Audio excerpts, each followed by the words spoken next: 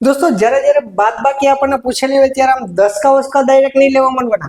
સૌથી પહેલા શું કરવાનું જોઈ લેવાનું કે જો આ બે બંને ડિજિટ જો 100 ની નજીકના છે તો આ બેની બેની જોડી બનાવી નાખો।